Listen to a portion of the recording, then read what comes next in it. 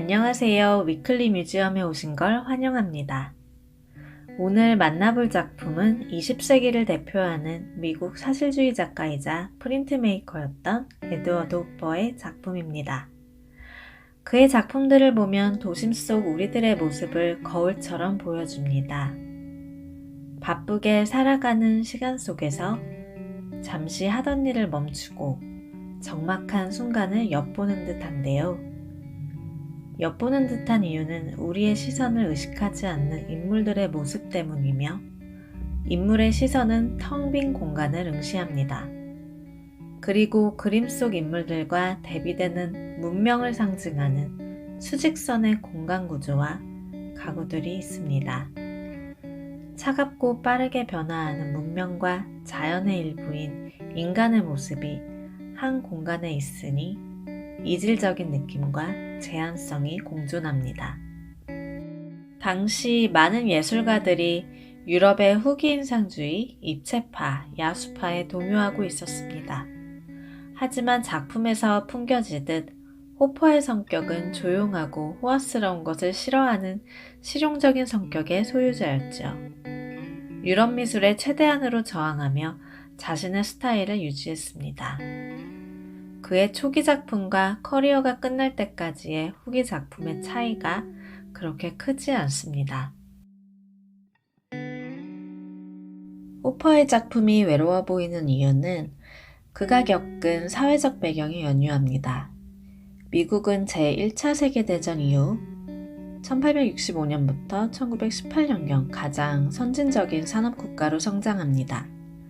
넓은 토지와 거대한 노동력으로 풍부한 천연자원, 산업, 경제, 교통, 수요를 충족하면서 말이죠. 그 후 대공황과 제2차 세계대전이 이어지며 많은 혼란과 변화가 일어나는 시기를 겪어야 했습니다. 이렇게 급변하는 도시 속에서 사람들은 적응하는 데 심리적 갈등을 느끼며 긴장되는 분위기 속에서 하루하루를 살아가게 되죠. 그의 대표작을 한번 볼까요? 밤을 새우는 사람들입니다. 커다란 창문으로 시선을 끄는 바 안에 사람들 4명이 보입니다. 서빙하는 사람과 손님 3명. 다들 텅 빈 얼굴로 감정이 비어 보이죠? 남자 1명은 등을 돌리고 앉아 있어 외로움이 더욱 부각돼 보입니다. 오른쪽 공간은 잘려서 공간의 크기가 얼마나 더 큰지, 그리고 더 얼마나 많은 사람들이 앉아 있는지 가늠하기가 어렵습니다. 늦은 시간까지 남은 사람들은 술 한 잔을 기울이며 못다한 이야기를 나눕니다.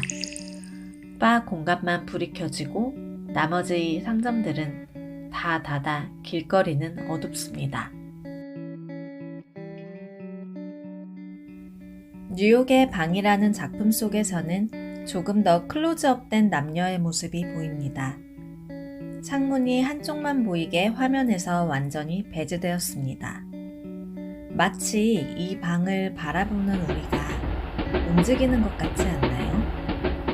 미국에서는 지하철이 지상으로 자주 다니며 건물과 밀접하게 레일이 닿아 있는데요. 마치 우리가 지나가는 지하철 열차 위에서 남녀의 거실을 몰래 엿보는 듯합니다. 두 남녀는 한 공간에 있지만 다른 공간에 분리된 것 같아요. 각자의 시선은 신문과 피아노에 각각 놓여 있으며 숨막히는 고요함만 들리는 듯합니다. 여성이 피아노를 치는 모습을 보면 잘 치는 것처럼 보이지는 않습니다. 한쪽 팔꿈치를 피아노에 기댄 채 한 손으로만 치니까요. 호퍼의 작품 속에서 드러나는 사색적이고 정교한 구도와 분위기는 영화 감독에게도 많은 영향을 주었습니다. 특히 알프레드 히치콕은 호퍼가 제안하는 거대한 심리적 공황과 단절감으로 인해 보여지는 인간의 다른 모습을 영화에서 연출합니다. 인간이 이성을 잃고 광기에 사로잡힌 모습을 말이죠. 호퍼의 제한적인 시각으로 바라보는 도심의 모습은 조금 외로워 보이지만 더 가까이 관찰하게 만들며 그 안에서 벌어지는 미스테리하거나 숨은 이야기를 골똘히 생각해 보게 합니다. 그래서 많은 사람들이 호퍼의 작품을 흥미롭게 여기며 많은 예술가들도 그의 작품에서 영감을 받는 것 같습니다. 커다란 도심 속에 사는 자신의 존재, 그 의미를 모른 채 공허와 침묵 속에 빠져 살고 있는 우리.